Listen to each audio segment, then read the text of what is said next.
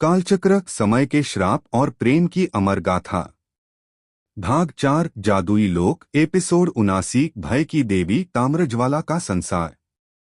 पिछली कड़ी में स्वर्गलोक में वज्रदेव की मुक्ति और वृकासुर की पराजय के बाद नायक वज्रमणि के साथ आगे बढ़ते हैं। पर अब उनका मार्ग है ताम्रज्वाला की ओर, वह राक्षसी देवी जो अग्निलोक की अधिष्ठात्री है और जिसकी आत्मा भय से शक्ति पाती है। नायक एक ज्वालामुखी जैसी घाटी में प्रवेश करते हैं। यहाँ की भूमि तप्त है, आकाश लाल है और हवाओं में जलते हुए मांस की गंध है। सिया, धीरे से। यह जगह डर नहीं देती, यह डर से जीती है। एक अग्नि का द्वार प्रकट होता है जिसे ताम्र द्वार कहा जाता है। उस द्वार के रक्षक हैं अग्निराक्ष, जो आंखों से आग और शरीर से धुआं छोड़ते हैं। वो पूछते हैं, क्या तुम भय के योग्य हो? समीर, हमें मणि की खोज करनी है, ना कि भय की परीक्षा। अग्निराक्ष, यहां भय ही परीक्षा है। प्रवेश करोगे तो तुम्हारे डर तुम्हारे विरुद्ध जीवित हो जाएंगे।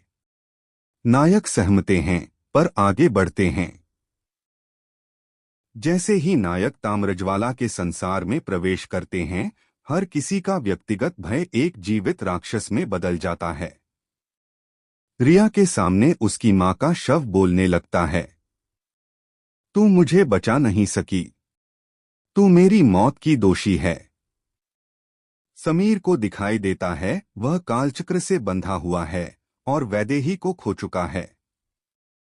तू सिर्फ प्रेम का भ्रम है समीर। आकाश के सामने आता है उसका बचपन, एक झुग्गी में जलता हुआ घर और उसके पिता की चीखें। तू डरपोक था, है और रहेगा।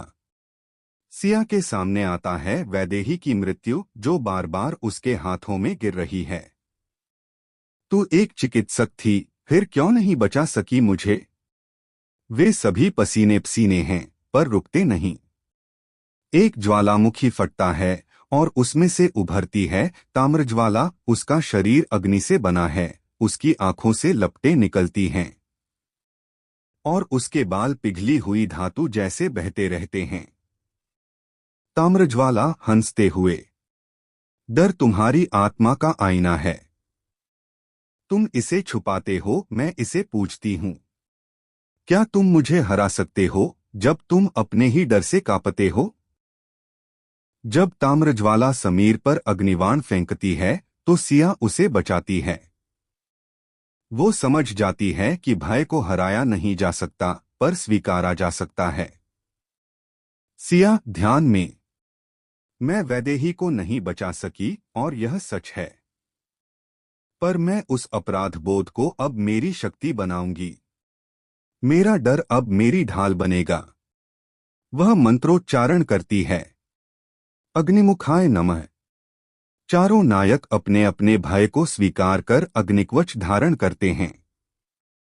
अब उनके डर उन्हें रोकते नहीं बल्कि उन्हें शक्ति देते हैं।